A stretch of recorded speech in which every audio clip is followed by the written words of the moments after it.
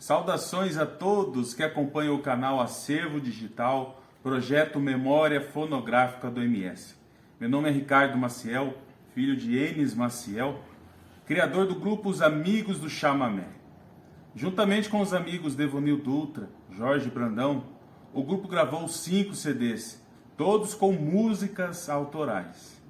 E nesta oportunidade, gostaríamos de registrar o nosso apreço e profunda gratidão ao canal Acervo Digital pelo excelente trabalho que vem exercendo no YouTube, resgatando memórias culturais da nossa rica região sul-matogrossense.